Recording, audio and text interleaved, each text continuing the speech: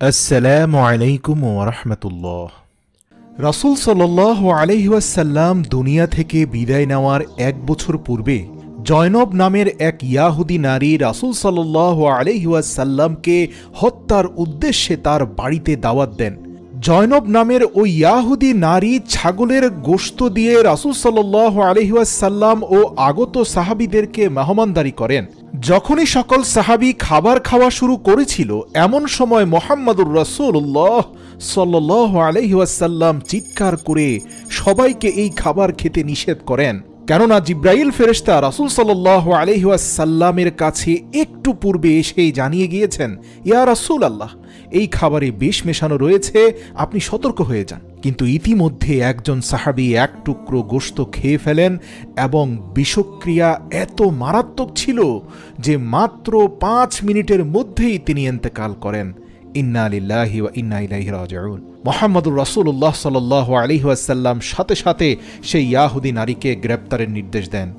ওই মহিলা রাসূল সাল্লাল্লাহু আলাইহি ওয়াসাল্লামের কাছে এসে জবাব দেয়, তার স্বামী খায়বারের যুদ্ধে মারা গেছেন এবং তার স্বামীর মৃত্যুর জন্য আপনি মুহাম্মদ দায়ী, নাউযুবিল্লাহ।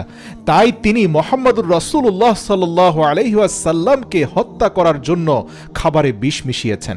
ওই মহিলা আরও বলেন, ইয়া মুহাম্মদ, যদি আপনি সত্যি নবী হয়ে থাকেন তাহলে এই প্রকাশ্য দিবালোকে ইয়াহুদি, মুসলমান এবং আপনার সাহাবাদের সামনে আমার মেশানো এক টুকরো গোশত খেয়ে দেখুন তো, যদি বেঁচে থাকেন তাহলে বুঝবো আপনি সত্যি নবী। আপনার কাছে আসা ফেরেশতা বিষ মেশানো মাংস খেতে বাধা দেয় কেন?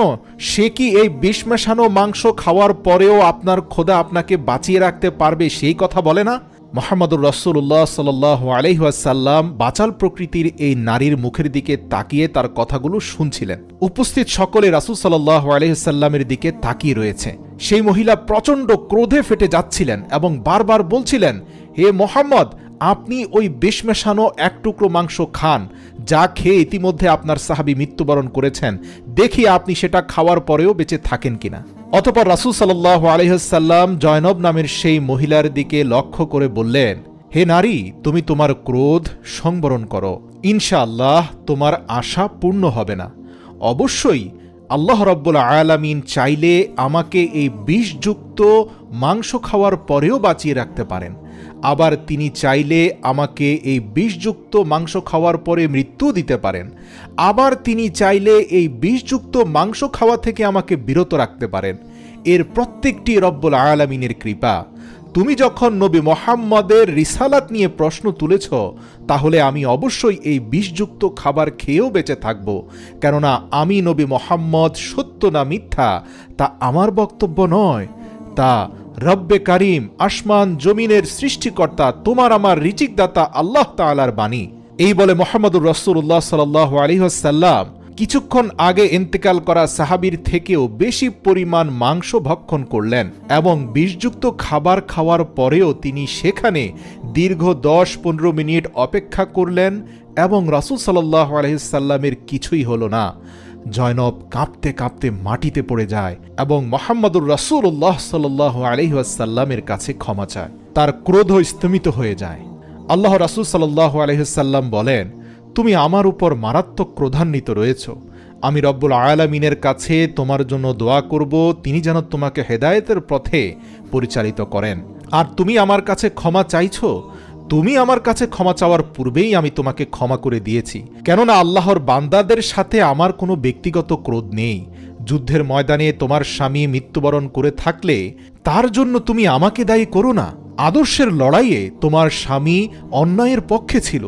এই কথা শুনে জয়নব নামের নারী ভেবেছিল আল্লাহর রাসূল সাল্লাল্লাহু আলাইহি ওয়াসাল্লাম পরিপূর্ণরূপে তাকে মুক্ত করে দিচ্ছেন। কিন্তু কিছুক্ষণ পর রাসূল সাল্লাল্লাহু আলাইহি ওয়াসাল্লাম তাকে বললেন, আমার খাবারে বিষ মেশানোর জন্য আমি তোমাকে ক্ষমা করে দিচ্ছি, এমনকি আমাকে বিষযুক্ত খাবার খাওয়াতে বাধ্য করার জন্য আমি তোমাকে ক্ষমা করে দিচ্ছি। কিন্তু ইতিমধ্যে তোমার বিষযুক্ত খাবারে একজন সাহাবী ইন্তেকাল করেছেন, যেটা অন্যায়ভাবে হত্যাকাণ্ডের শামিল। এজন্য রাষ্ট্রীয় আইন অনুযায়ী তোমাকে মৃত্যুদণ্ড দেওয়া হলো। প্রিয় দর্শক, আপনাদের জানার উদ্দেশ্যে জানিয়ে রাখি, ইসলামের ইতিহাসে খায়বার নামের একটি যুদ্ধ সংগঠিত হয়েছিল। খায়বারের লোকেরা একটু দস্যু প্রকৃতির ছিল। মুসলিমরা সুন্দরভাবে ব্যবসা বাণিজ্য করে তাদের টাকা পয়সা নিয়ে আসার পথে এই দস্যু বাহিনী মুসলমানদের উপর হামলা করে বহু মুসলমানদেরকে হত্যা করে। এবং এখানেই ক্ষান্ত হয়নি, মদিনায় আকস্মিক হামলা করে তারা মদিনায় লুটপাট করে, উট নিয়ে যায় এবং একজন মুসলিম নারীকে ধর্ষণ করে অপহরণ করে নিয়ে যায়। খায়বারের সাথে মুসলিমদের সম্পর্ক সেখান থেকেই খারাপ হয়, আর এই আদর্শিক লড়াই সেখান থেকে শুরু হয়েছিল। এই যুদ্ধে খায়বারের ইয়াহুদি সম্প্রদায়ের পরাজয় ঘটে। আল্লাহ রাসূল সাল্লাল্লাহু আলাইহি সাল্লাম ইমিডিয়েট অ্যাকশন নেন যাতে খায়বারের দস্যু লোকেরা খুব বেশি বাড়তে না পারে। আর ওই যুদ্ধে দস্যু বাহিনীর পক্ষে জয়নব নামের এক ইয়াহুদি নারীর স্বামী মৃত্যুবরণ করে। যাই হোক, অনেক ইতিহাসবিদগণ ধারণা করেন জয়নব নামের ওই মহিলার দেওয়া বিষযুক্ত মাংস খেয়ে রাসূল সাল্লাল্লাহু আলাইহি সাল্লাম শহীদ হয়েছেন। নাউযুবিল্লাহ, এই তথ্যটি সঠিক নয়। একটা বিষের ক্রিয়া প্রক্রিয়া বর্তমান বিজ্ঞান দ্বারা প্রমাণিত যে সেটা সর্বোচ্চ 24 থেকে 48 ঘন্টার মধ্যেই মানুষের দফা রফা করে ছাড়ে, কিন্তু আল্লাহ রাসূল সাল্লাল্লাহু আলাইহি সাল্লাম সেই নারীর ঘরে বিষযুক্ত মাংস খাওয়ার পরে দীর্ঘ 1 বছর বেঁচে ছিলেন। আলহামদুলিল্লাহ, আল্লাহু আকবার। তো যাই হোক প্রিয় দর্শক, আজকের এই ভিডিওতে রাসূল সাল্লাল্লাহু আলাইহি সাল্লামের মৃত্যু নিয়ে সকল তথ্য আপনাদেরকে জানাতে যাচ্ছি। এটা সত্য যে রাসূল সাল্লাল্লাহু আলাইহি সাল্লাম ইন্তেকালের পূর্বে দীর্ঘ কয়েকদিন জ্বরে আক্রান্ত ছিলেন।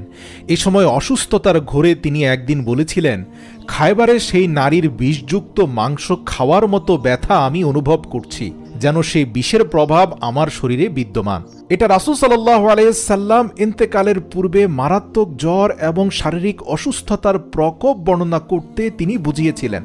ইতিহাস বলে রাসূল সাল্লাল্লাহু আলাইহি সাল্লাম ইন্তেকালের পূর্বে হযরত জিবরাইল আলাইহিস সালাম নবী করিম সাল্লাল্লাহু আলাইহি সাল্লামকে সমগ্র কোরআন শরীফ 2 বার পাঠ করে শোনালেন। নবী সাল্লাল্লাহু আলাইহি সাল্লাম বিদায় হজের ভাষণে বলেছিলেন, আমি জানি না, সম্ভবত এ বছরের পর এই জায়গায় তোমাদের সাথে আমি আর কখনো মিলিত হতে পারবো না। মাকামে ইব্রাহিমের কাছে তিনি প্রিয় সাহাবীদের কাছে ডেকে বলেন, আসো, আমার কাছে আসো, আমার কাছ থেকে হজের নিয়মাবলী শিখে নাও, কেননা আমি এ বছরের পর সম্ভবত আর কখনো হজ করতে পারবো না। আইয়ামে তাশরিকের মাঝামাঝি অর্থাৎ 10, 11, 12 জিলহজের সময় সূরা নাসর নাজিল হয়েছিল। আর সূরা নাসরের বাণীগুলো ছিল এমন যে, হে রাসূল, আপনি আপনার দায়িত্ব পালন করেছেন, সুতরাং এখন আপনার সময় ঘনিয়ে এসেছে। এরপর তিনি বুঝে ফেলেছিলেন যে এবার দুনিয়া থেকে তার বিদায় নেবার পালা। এ সূরা নাজিল হওয়ার মানে হচ্ছে রাসূল সাল্লাল্লাহু আলাইহি সাল্লামের ইন্তেকালের একটি আগাম সংবাদ। 11 হিজরির সফর মাসের শুরুতে নবী সাল্লাল্লাহু আলাইহি সাল্লাম উহুদ প্রান্তরে গমন করেন। সেখানে শহীদদের জন্য তিনি এমনভাবে দোয়া করলেন যেন জীবিতরা মৃতদের কাছ থেকে বিদায় গ্রহণ করছে। এরপর তিনি মসজিদে নববীর মিম্বারের উপর বসে বললেন, আমি তোমাদের সাক্ষী করছি, আল্লাহর শপথ, আমি আমার সামনে হাউজে কাউসার দেখতে পাচ্ছি। এরপর রাসূল সাল্লাল্লাহু আলাইহি ওয়াসাল্লাম বললেন, আল্লাহ তার এক বান্দাকে দুনিয়ার সব সুখ সম্পদ দান করতে চাইলেন, কিন্তু সে তা ত্যাগ করে আল্লাহকে গ্রহণ করল। নবীজির এই কথা শুনে আবু বকর রাদিয়াল্লাহু তাআলা আনহু সবার সামনে হু হু করে কেঁদে উঠলেন। এদিকে মুহাম্মদ সাল্লাল্লাহু আলাইহি ওয়াসাল্লাম এর শক্তি ধীরে ধীরে কমে যাচ্ছিল। নবী করিম সাল্লাল্লাহু আলাইহি ওয়াসাল্লাম তখন তার কিছু প্রয়োজনীয় উপদেশ জনতাকে শোনাতে চাইলেন। শরীর খারাপ থাকায় তিনি আয়েশা রাদিয়াল্লাহু তাআলা আনহার ঘর থেকেই বক্তব্য দিলেন। তিনি বললেন, হে আমার উম্মত, তোমাদের উপর শান্তি বর্ষিত হোক, আল্লাহ তোমাদের উপর প্রসন্ন হোক, আল্লাহ পাকের শক্তি বলে তোমাদের জীবন ও কর্ম সাফল্যমণ্ডিত হোক, নিরবিচ্ছিন্ন কল্যাণের দ্বারা তোমরা নিরাপদ হয়ে থাকো। আজ থেকে কিয়ামত পর্যন্ত যত মুসলমান আসবে, তোমাদের মাধ্যমে তাদের সকলের প্রতি আমি আমার সালাম ও দোয়া পৌঁছে দিলাম। এরপর আরও একদিন বিছানায় শোয়া অবস্থায় তিনি বললেন, সাবধান, আমাকে ভালোবাসার মানে এই নয় যে আমার মৃত্যুর পর তোমরা আমার কবরকে পূজা করবে। পৃথিবীর বহু জাতি এই জন্য ধ্বংস হয়ে গেছে যে তারা তাদের নবীকে মাত্রা অতিরিক্ত ভালোবাসত আর অতঃপর মৃত্যুর পর তার কবরকেই রব্বুল আলামিনের বদলে পূজা করা শুরু করে দিল। অসুস্থতা নিয়ে সফর মাস শেষ হয়ে গেল, রবিউল আউয়াল মাস এসে গেল। রাসূল সাল্লাল্লাহু আলাইহি ওয়াসাল্লামের শরীর ধীরে ধীরে দুর্বল হতে লাগলো, কণ্ঠস্বরের আওয়াজ কমে গেল। 11 রবিউল আউয়াল হযরত বিলাল রাদিয়াল্লাহু তাআলা আনহু এশার নামাজের জন্য আজান দিলেন। মুহাম্মদ সাল্লাল্লাহু আলাইহি ওয়াসাল্লাম নামাজের জন্য অজু করতে চাইলেন। অজু করে দাঁড়ানোর চেষ্টা করলেন, 3 বার চেষ্টা করেও পারলেন না। তৃতীয়বারে মাথা ঘুরে পড়ে গেলেন, ফলে নামাজে যোগ দিতে পারলেন না। শেষে আবু বকর রাদিয়াল্লাহু তাআলা আনহুকে নামাজের ইমামতি করার আদেশ দিলেন এবং পরে মুহাম্মদ সাল্লাল্লাহু আলাইহি ওয়াসাল্লাম নিজে 2 জন আত্মীয়ের কাঁধে ভর দিয়ে মসজিদে উপস্থিত হয়েছিলেন এবং আবু বকর রাদিয়াল্লাহু তাআলা আনহু তাকে দেখে ইমামতির স্থান থেকে সরে দাঁড়াতে চাইলেন। তিনি হাত দিয়ে নিষেধ করলেন, না না, নামাজের ক্ষতি করো না। আবু বকর রাদিয়াল্লাহু তাআলা আনহুর একটু পাশেই বসেই তিনি নামাজ আদায় করলেন। নামাজ শেষে মহানবী সাল্লাল্লাহু আলাইহি ওয়াসাল্লাম সবাইকে উদ্দেশ্য করে বললেন, হে আমার উম্মতেরা, আমি তোমাদেরকে আল্লাহর হাতে সমর্পণ করে যাচ্ছি। তোমরা নিষ্ঠার সাথে কোরআনের আদেশ নিষেধ পালন করো, তাহলেই তিনি তোমাদেরকে রক্ষা করবেন। বিদায় আমার সাহাবীরা। এরপর আস্তে আস্তে উঠে গেলেন। এরপর তিনি আর নামাজ পড়তে আসতে পারেননি। সেদিন রাতটি মুহাম্মদ সাল্লাল্লাহু আলাইহি ওয়াসাল্লামের খুব কষ্টে কাটল। ঠিক এই সময় তার মনে পড়ে যে তিনি আয়েশা রাদিয়াল্লাহু তাআলা আনহার কাছে 60টি স্বর্ণ মুদ্রা রেখেছিলেন। তিনি সেগুলো আয়েশাকে দান করে দেওয়ার হুকুম করেন। এই কথা বলেই মুহাম্মদ সাল্লাল্লাহু আলাইহি ওয়াসাল্লাম অজ্ঞান হয়ে যান। তিনি অজ্ঞান হয়ে গেলে সবাই তাকে নিয়ে ব্যস্ত হয়ে পড়েন। তার নির্দেশের কথা তখন কার কি মনে থাকে। এরপর যখন তার জ্ঞান ফিরে আসে তখন তিনি 60টি স্বর্ণমুদ্রার কথা মনে করেন এবং সেগুলো হাতে নিয়ে সবার উদ্দেশ্যে বলেন, এগুলো নিজের কাছে রেখে আমি মুহাম্মদ যদি নিজ প্রভুর সাথে দেখা করি তবে কি আমার প্রতি আমার প্রভুর আস্থা থাকতে পারে? এই কথা বলে তিনি সেগুলো দান করে দেন। এরপর চলে আসে 12ই রবিউল আউয়াল সোমবার। সকালে ফজরের আজান দিলেন হযরত বেলাল রাদিয়াল্লাহু তাআলা আনহু। আজান শুনে তিনি শয্যা ছেড়ে উঠতে চাইলেন, কিন্তু পারলেন না। হযরত আবু বকর রাদিয়াল্লাহু তাআলা আনহু যখন নামাজে দাঁড়ালেন তখন মুহাম্মদ সাল্লাল্লাহু আলাইহি ওয়াসাল্লাম তার ঘরের মসজিদ সংলগ্ন দরজা খুলে দিতে বললেন। সেই ফাঁকা দিয়ে তিনি মসজিদে মুসল্লিদের নামাজ পড়া দেখলেন। মুসল্লিদেরকে দেখে তিনি খুব খুশি হয়েছিলেন। সেদিন সকালবেলা মুহাম্মদ সাল্লাল্লাহু আলাইহি ওয়াসাল্লামের শারীরিক অবস্থা আগের দিনের তুলনায় অনেকটা ভালো মনে হলো। সবার মনে নতুন আশার সঞ্চার হলো। মুহাম্মদ সাল্লাল্লাহু আলাইহি ওয়াসাল্লাম ভালো আছেন ভেবে সাহাবী হযরত ওমর রাদিয়াল্লাহু তাআলা আনহু, হযরত উসমান রাদিয়াল্লাহু তাআলা আনহু, হযরত আলী রাদিয়াল্লাহু তাআলা আনহু নিজ নিজ কাজের তাগিদে বিভিন্ন স্থানে চলে যান। আবু বকর রাদিয়াল্লাহু তাআলা আনহু তার স্ত্রীকে আনতে সুনো নামক একটি গ্রামে চলে যান। মুহাম্মদ সাল্লাল্লাহু আলাইহি ওয়াসাল্লাম একটি বাহিনীকে সিরিয়ায় প্রেরণ করেছিলেন। সেই বাহিনীর প্রধান ছিলেন ওসামা রাদিয়াল্লাহু তাআলা আনহু। ওসামা রাদিয়াল্লাহু তাআলা আনহু রাসূল সাল্লাল্লাহু আলাইহি ওয়াসাল্লামের অসুস্থতার কথা শুনে সিরিয়া যাত্রা স্থগিত করে দেন এবং তিনি সেই দিন মুহাম্মদ সাল্লাল্লাহু আলাইহি ওয়াসাল্লামের সঙ্গে দেখা করতে মদিনাতে চলে আসেন। তাকে দেখে মুহাম্মদ সাল্লাল্লাহু আলাইহি ওয়াসাল্লাম দোয়া করেন এবং তাকে সিরিয়াতে যাওয়ার নির্দেশ দেন। হযরত আয়েশা রাদিয়াল্লাহু তাআলা আনহা এর ঘরেই মুহাম্মদ সাল্লাল্লাহু আলাইহি ওয়াসাল্লাম ছিলেন এবং তিনি সারাক্ষণ তার সেবা করছিলেন। আয়েশা রাদিয়াল্লাহু তাআলা আনহা কিছুটা স্বস্তি অনুভব করছিলেন যখন দেখলেন নবী মুহাম্মদুর রাসূলুল্লাহ সকালে সবার সঙ্গে কথা বলছেন, উপদেশ দিচ্ছেন, দোয়া করছেন। কিন্তু বেলা যত বাড়তে লাগলো নবী করিম সাল্লাল্লাহু আলাইহি ওয়াসাল্লামের অবস্থা ততই খারাপ হতে শুরু করলো। খবর পেয়ে হযরত ওমর রাদিয়াল্লাহু তাআলা আনহু সহ সবাই মহানবী সাল্লাল্লাহু আলাইহি ওয়াসাল্লামের কাছে ছুটে আসেন। মুহাম্মদ সাল্লাল্লাহু আলাইহি ওয়াসাল্লাম হযরত ওমর রাদিয়াল্লাহু তাআলা আনহুকে আসতে দেখে কলম ও কালি আনতে বলেন এবং তাকে কিছু উপদেশ লিখে নেওয়ার জন্য বলেন। রাসূল সাল্লাল্লাহু আলাইহি ওয়াসাল্লাম হযরত ওমরকে বলেন, আমি তোমাদেরকে একটি লিখন লিখে দিচ্ছি, এরপর তোমরা কখনোই গোমরা হবে না। সেই সময়ে ঘরে কয়েকজন লোক উপস্থিত ছিলেন। তাদের মধ্যে হযরত ওমর রাদিয়াল্লাহু তাআলা আনহু বললেন, আপনি অসুখে খুবই কষ্ট পাচ্ছেন ইয়া রাসূলুল্লাহ। আমাদের কাছে পবিত্র কোরআন আর আপনার রেখে যাওয়া হাদিস তো রয়েছেই, আমাদের জন্য এই কিতাবই যথেষ্ট। এ কথা শুনে ঘরে উপস্থিত সাহাবাদের মধ্যে মতভেদ দেখা দিল। কেউ কেউ বললেন, নবী সাল্লাল্লাহু আলাইহি সাল্লাম যা লিখে দিতে চাচ্ছিলেন তা লিখে নেওয়া হোক। কেউ কেউ বললেন, না না, দরকার নেই, তোমরা দেখতে পাচ্ছ না রাসূল সাল্লাল্লাহু আলাইহি সাল্লাম খুবই কষ্টে আছেন, ওমর যা বলেছে সেটাই ঠিক। মতভেদ এক সময় কথা কাটাকাটিতে পরিণত হলে শোরগোল বেড়ে গেল। অসুস্থ রাসূল সাল্লাল্লাহু আলাইহি সাল্লাম আরও অসুস্থ হলেন এবং বিরক্ত হয়ে ধমক দিয়ে বললেন, তোমরা আমার কাছ থেকে উঠে চলে যাও। সেদিন নবী সাল্লাল্লাহু আলাইহি সাল্লাম সবাইকে 3টি ব্যাপারে ওসিয়ত করলেন। বললেন, নিজেদের মধ্যে ফিতনা ফাসাদ ছড়িয়ে দিও না, ছোটখাটো বিষয় নিয়ে ঐক্যবদ্ধ থাকবে। তিনি যে 3টি উপদেশ দিয়েছিলেন সেগুলো হলো ইয়াহুদি, নাসারা এবং মুশরিকদেরকে জাজিরাতুল আরব থেকে বের করে দেবে। দ্বিতীয়ত, কোনো আগন্তুক বা প্রতিনিধি দলের সাথে আমি যেরকম ব্যবহার করতাম তোমরাও সেরকম ব্যবহার করবে। তৃতীয় কথাটি হচ্ছে, আমার মৃত্যুর পরে তোমরা আমার সুন্নাহকে আঁকড়ে ধরবে। তোমাদের কেহই পথভ্রষ্ট হবে না যদি কোরআন এবং সুন্নাহকে আঁকড়ে ধরে রাখো। আর সালাত ছাড়বে না, দাস দাসীদের প্রতি খেয়াল রাখবে। রাসূল সাল্লাল্লাহু আলাইহি সাল্লামের অসুখের তীব্রতা সত্ত্বেও ওফাতের 4 দিন আগে অর্থাৎ বৃহস্পতিবার পর্যন্ত সকল নামাজের ইমামতি তিনি নিজে একাই করেছিলেন।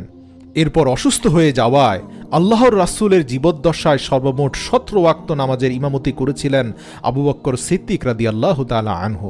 হযরত আয়েশা রাদিয়াল্লাহু তাআলা আনহা 3-4 বার রাসূল সাল্লাল্লাহু আলাইহি ওয়াসাল্লামের কাছে এ মর্মে আরজ করলেন যে ইমামতির দায়িত্ব হযরত আবু বকর রাদিয়াল্লাহু তাআলা আনহু ব্যতীত অন্য কাউকে দেওয়া হোক। তিনি ভাবছিলেন লোকেরা হযরত আবু বকর সিদ্দিক রাদিয়াল্লাহু তাআলা আনহুর ব্যাপারে মন্দ ধারণা যেন পোষণ না করে বসে। কিন্তু মুহাম্মদুর রাসূলুল্লাহ সাল্লাল্লাহু আলাইহি ওয়াসাল্লাম প্রতিবারই সহধর্মিনীর আবেদন প্রত্যাখ্যান করেছিলেন। ইন্তেকালের দিন সকালবেলা হযরত আয়েশা রাদিয়াল্লাহু তাআলা আনহার ভাই হযরত আব্দুর রহমান রাদিয়াল্লাহু তাআলা আনহার একটি মেসওয়াক নিয়ে ঘরে প্রবেশ করলেন। মুহাম্মদ সাল্লাল্লাহু আলাইহি ওয়াসাল্লাম তখন তার মেসওয়াকের দিকে তাকিয়ে রইলেন। আয়েশা রাদিয়াল্লাহু তাআলা আনহা বুঝতে পেরে জিজ্ঞেস করলেন, ইয়া রাসূলুল্লাহ, আপনি কি মেসওয়াক নিবেন? মুহাম্মদ সাল্লাল্লাহু আলাইহি ওয়াসাল্লাম সব সময় মেসওয়াক দিয়ে দাঁত পরিষ্কার রাখতেন। তিনি বললেন, যদি আমার উম্মতের কষ্ট না হতো তবে আমি প্রতি ওয়াক্ত নামাজের সময় মেসওয়াক করার নির্দেশ দিতাম। আয়েশা রাদিয়াল্লাহু তাআলা আনহা তার ভাই আব্দুর রহমানের দিকে তাকিয়ে বলল, প্রিয় ভাই, তোমার হাতের মেসওয়াকটি রাসূল সাল্লাল্লাহু আলাইহি সাল্লামের কাছে দাও। তিনি সেটা দাঁত দিয়ে কামড়ে নরম করতে পারলেন না দেখে আয়েশা রাদিয়াল্লাহু তাআলা আনহু তখন মুহাম্মদ সাল্লাল্লাহু আলাইহি সাল্লামকে বললেন, ইয়া রাসূলুল্লাহ, আমি মেসওয়াকের অপর পাশটি চিবিয়ে নরম করে দেই। মুহাম্মদ সাল্লাল্লাহু আলাইহি সাল্লাম সম্মতি জানালেন। মুচকি হেসে আয়েশা রাদিয়াল্লাহু তাআলা আনহা সেটা চিবিয়ে নরম করে দিলেন। আয়েশা রাদিয়াল্লাহু তাআলা আনহা মুহাম্মদ সাল্লাল্লাহু আলাইহি সাল্লামকে ধীরে ধীরে দাঁত পরিষ্কার করতে সাহায্য করলেন। এর কিছুক্ষণ পরই শেষ নবী সাল্লাল্লাহু আলাইহি ওয়াসাল্লাম এর অস্থিরতা মারাত্মক বৃদ্ধি পায়। আয়েশা রাদিয়াল্লাহু তাআলা আনহা তার হাত পানিতে ভিজিয়ে সেই হাত দিয়ে শেষ নবী সাল্লাল্লাহু আলাইহি ওয়াসাল্লামের মুখমণ্ডল মালিশ করেন এবং আলতোভাবে তার হাত দিয়ে নবী করিম সাল্লাল্লাহু আলাইহি ওয়াসাল্লামের হাত বোলাতে থাকেন। তখন মুহাম্মদ সাল্লাল্লাহু আলাইহি ওয়াসাল্লাম আয়েশা রাদিয়াল্লাহু তাআলা আনহাকে তার হাত সরিয়ে নিতে বললেন। তিনি হাত সরিয়ে নেন। এরপর শেষ নবী বললেন, হে আল্লাহ, আপনি যাদেরকে পুরস্কৃত করেছেন তাদের সাথে নবী, সিদ্দিক এবং শহীদ ও সৎ ব্যক্তিদের সাথে আমাকেও শামিল করে নিন। হে আল্লাহ, আমাকে ক্ষমা করুন, রহম করুন এবং সুমহান বন্ধুর সঙ্গে মিলিয়ে দিন। এই শেষ বাক্যটি তিনি 3 বার বলেছেন। এভাবেই রাসূল সাল্লাল্লাহু আলাইহি ওয়াসাল্লাম ইহজগৎ ত্যাগ করে পরলোক গমন করেন। ইন্না লিল্লাহি ওয়া ইন্না ইলাইহি রাজিউন।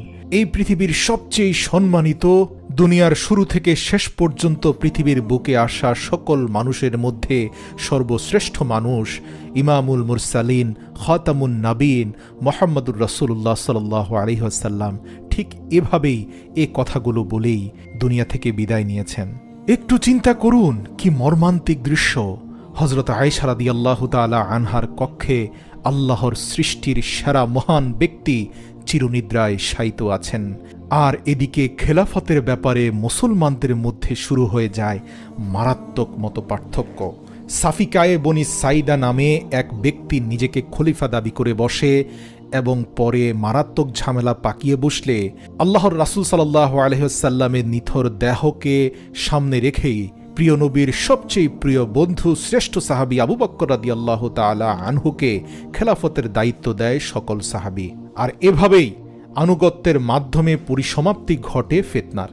এদিকে নবী করিম সাল্লাল্লাহু আলাইহি ওয়াসাল্লামের দেহ যে খাটে তিনি ইন্তেকাল করেছেন সেখানেই ছিল মহানবী সাল্লাল্লাহু আলাইহি ওয়াসাল্লামের পবিত্র দেহ মোবারকের আশপাশে তার শোকার্ত পরিবার পরিজনেরা বসেছিল।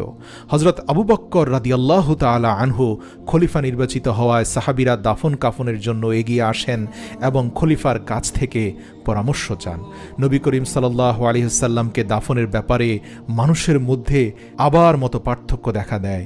মুহাজিরদের একদল বলেন নবী সাল্লাল্লাহু আলাইহি ওয়াসাল্লামকে মক্কায় নিয়ে দাফন করতে হবে, কারণ পবিত্র মক্কা নগরী নবীজি সাল্লাল্লাহু আলাইহি ওয়াসাল্লামের জন্মভূমি।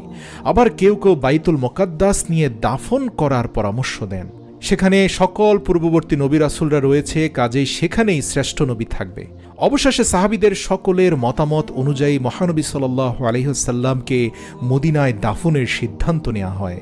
মদিনায় দাফন করার সিদ্ধান্ত নেওয়া হয় আয়েশা রাদিয়াল্লাহু তাআলা আনহার পরামর্শ অনুযায়ী। তিনি বলেন, অতীতের সকল নবী যেখানে ইন্তেকাল করেছেন সেখানেই তাদের মাকবারা হয়েছে, কবর হয়েছে, সুতরাং আল্লাহর রাসূলের ক্ষেত্রে এর ব্যতিক্রম হবে না। হযরত আবু বকর রাদিয়াল্লাহু তাআলা আনহু এর বায়াত সুসম্পন্ন হওয়ার পর মঙ্গলবার দিন জনগণ রাসূল সাল্লাল্লাহু আলাইহি ওয়াসাল্লামের গোসল ও কাফন দাফনের আয়োজন করল। আব্দুল্লাহ ইবনে আবু বকর রাদিয়াল্লাহু তাআলা আনহু ও হযরত হুসাইন ইবনে আব্দুল্লাহ রাদিয়াল্লাহু তাআলা আনহু বলেছেন, ইয়া আলী, আমরা সাধারণ সাহাবীরা কি আল্লাহর রাসূল সাল্লাল্লাহু আলাইহি ওয়াসাল্লামের দাফন কাফনে অংশগ্রহণ করতে পারবো না? হযরত আলী অঝরে কাঁদছিলেন, শোকের মাতামে তার চোখ ঝাপসা হয়ে আসছিল। অতঃপর হযরত হুসাইন ইবনে আব্দুল্লাহর কথা শুনে হযরত আলী বললেন, হ্যাঁ, কেন নয়, আসো আমার সাথে।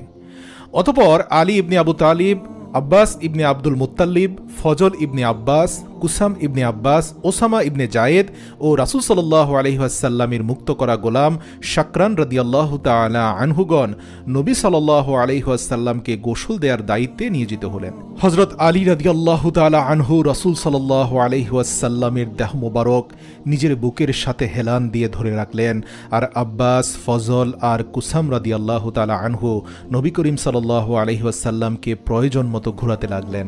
হযরত উসমান ইবনে জাঈদ রাদিয়াল্লাহু তাআলা আনহু ও হযরত শাকরান রাদিয়াল্লাহু তাআলা আনহু নবী সাল্লাল্লাহু আলাইহি ওয়াসাল্লামের উপর পানি ঢালতে লাগলেন, আর হযরত আলী রাদিয়াল্লাহু তাআলা আনহু নিজের বুকের উপর হেলান দিয়ে নবীজি সাল্লাল্লাহু আলাইহি ওয়াসাল্লামকে ধোয়াতে লাগলেন। রাসূলুল্লাহ সাল্লাল্লাহু আলাইহি ওয়াসাল্লামের গায়ে তখন জামা ছিল। হযরত আলী রাদিয়াল্লাহু তাআলা আনহু সেই জামার উপর দিয়ে মৃদুভাবে কসলিয়ে ধুয়ে দিতে লাগলেন, যেন তিনি ভয় পাচ্ছেন রাসূল সাল্লাল্লাহু আলাইহি ওয়াসাল্লাম না জানি ব্যথা পেয়ে যান। সরাসরি গায়ের চামড়ায় হাত লাগাননি। ধোয়ার সময় হযরত আলী রাদিয়াল্লাহু তাআলা আনহু বলছিলেন, আমার পিতামাতা আপনার উপর কোরবান হোক ইয়া রাসূলুল্লাহ, জীবিত বা এমনকি ইন্তেকালের পরেও আপনার গায়ে কত সুগন্ধি। হযরত আয়েশা রাদিয়াল্লাহু তাআলা আনহু বলেন, গোসলের আয়োজন করতে গিয়ে গোসলের দায়িত্বে নিয়োজিত লোকেরা মতবিরোধের শিকার হলেন। প্রশ্ন ছিল এই যে, অন্যান্য মানুষের ইন্তেকালের পর যেভাবে কাপড় খুলে গোসল দেওয়া হয়, নবী করিম সাল্লাল্লাহু আলাইহি ওয়াসাল্লামকে কি সেভাবেই গোসল দেওয়া হবে, নাকি কাপড় গায়ে রেখেই গোসল দেওয়া হবে? এই মতভেদ চলাকালে লোকেরা যখন খুব মারাত্মক বিতর্কে জড়িয়ে পড়ে, আল্লাহ পাক এদের সকলের উপর ঘুম চাপিয়ে দিলেন। ঘুমের কারণে সকলের মুখ রাসূল সাল্লাল্লাহু আলাইহি ওয়াসাল্লামের বুকের উপর এসে পড়ল।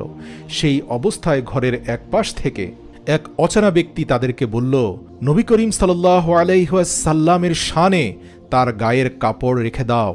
অতঃপর জামা গায়ে রেখেই রাসূল সাল্লাল্লাহু আলাইহি ওয়াসাল্লামকে গোসল দেওয়া হলো। সাহাবীগণ বলেন, গায়বী আওয়াজ শোনার পর থেকে আমাদের হৃদয় ভয়ে প্রকম্পিত হলো। আমরা সবাই শঙ্কিত ছিলাম আল্লাহর রাসূল সাল্লাল্লাহু আলাইহি ওয়াসাল্লামের শরীর ধৌত করতে গিয়ে কোনো বেয়াদবি না হয়ে যায়। এর জন্য ইস্তেগফারের সাথে আমরা কাজটি করেছিলাম। ইবনে ইসহাক বলেন, রাসূল সাল্লাল্লাহু আলাইহি ওয়াসাল্লামের গোসল সম্পূর্ণ হলে 3টি কাপড় দিয়ে কাপড় পরানো হলো। 2খানা সুহারি ও 1খানা ইয়েমেনি চাদর দিয়ে কয়েক ভাঁজ করে পরানো হলো।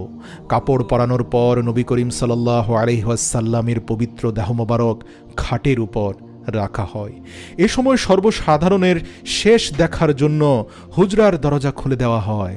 আবাল, বৃদ্ধ, বনিতা তথা সকল মুসলমানগণ প্রিয় নবী সাল্লাল্লাহু আলাইহি ওয়াসাল্লামকে শেষবারের মতো এক নজর দেখার জন্য হাজির হতে শুরু করেন এবং নবীজি সাল্লাল্লাহু আলাইহি ওয়াসাল্লামের প্রতি দুরূদ ও সালাম পাঠ করেন। সকল সাহাবীরা অশ্রুসিক্ত নয়নে শোকে বিহবল অবস্থায় মসজিদের এক দরজা দিয়ে প্রবেশ করে অপর দরজা দিয়ে বেরিয়ে যেতে লাগলেন। এই অবস্থা দীর্ঘ সময় ধরে চলতে থাকে। হজরত আলী রাদিয়াল্লাহু তাআলা আনহু বলেন, যখন রাসূল সাল্লাল্লাহু আলাইহি ওয়াসাল্লামকে খাটিয়ার উপর রাখা হলো, তখন আমি বললাম যে নবীজি সাল্লাল্লাহু আলাইহি ওয়াসাল্লাম এর জানাজার নামাজে কেউ ইমাম হবে না, কারণ তিনি যেমন তোমাদের জীবন দশায় তোমাদের ইমাম ছিলেন, তেমনি ইন্তেকালের পর তোমাদের ইমাম।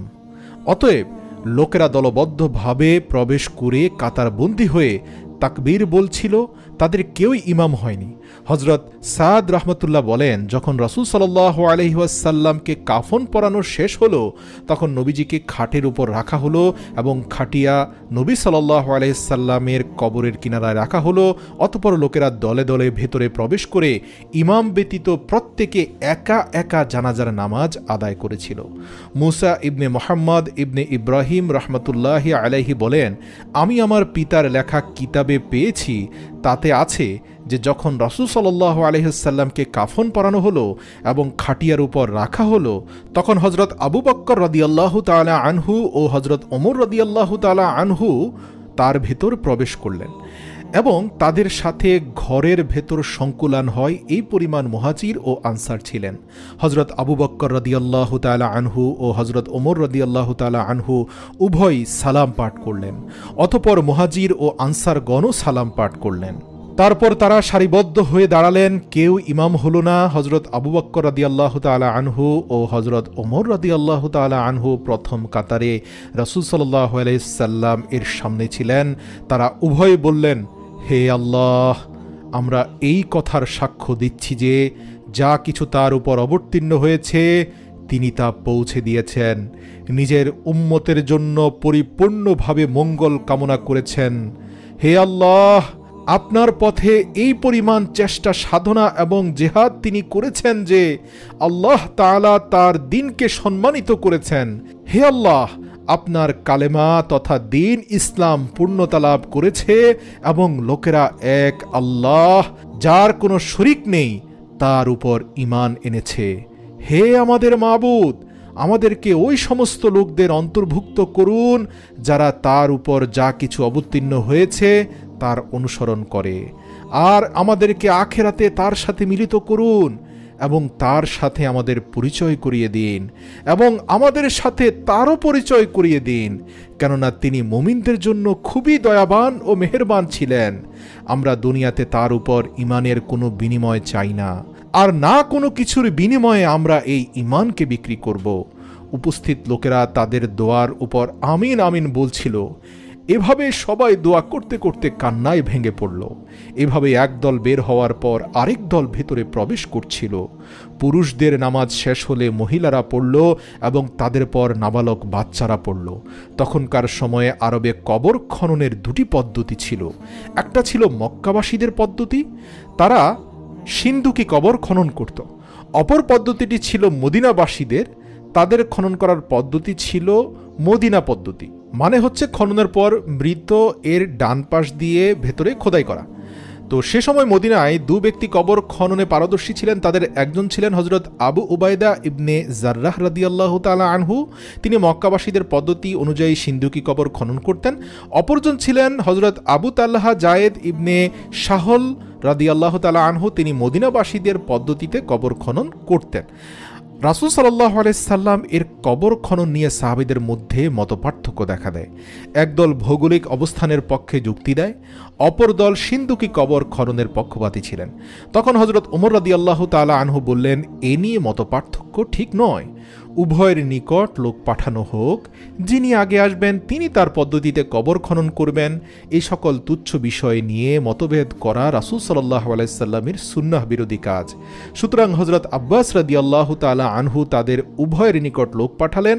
ঘটনাচক্রে হযরত আবু উবাইদা ইবনে জাররাহ রাদিয়াল্লাহু তাআলা আনহু বাসায় ছিলেন না।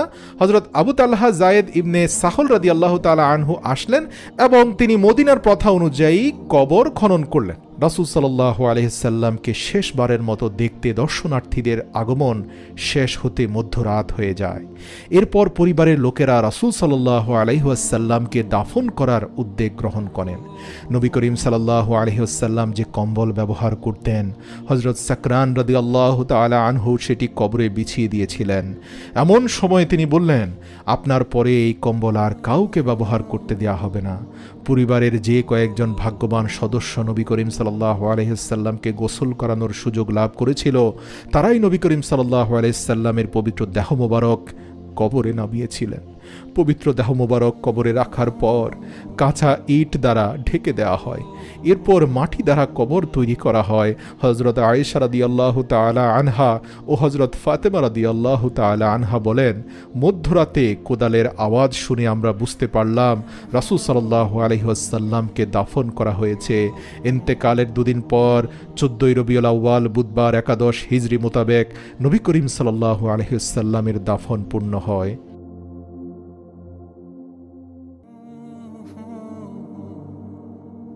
হেরার গুহায় তোমারি ধ্যান, আসমান থেকে নামে আল কোরআন।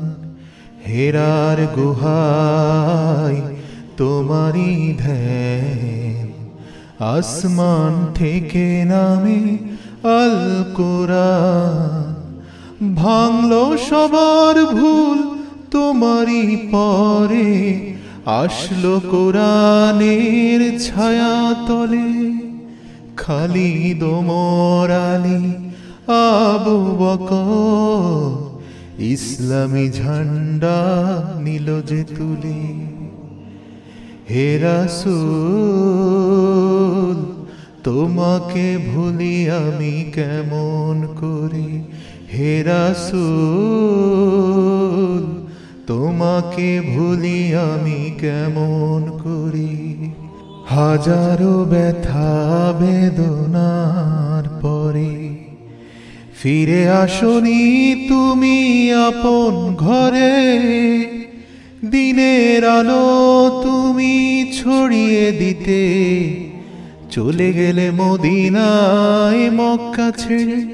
হে রাসূল তোমাকে ভুলি আমি কেমন করি, হে রাসূল তোমাকে ভুলি আমি কেমন করি।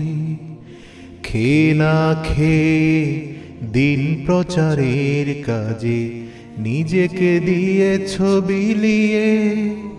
তায়েফের কাফেরেরা চিনল না এ আলো, দুষ্ট ছেলেদের পিছু দিল লেলিয়ে।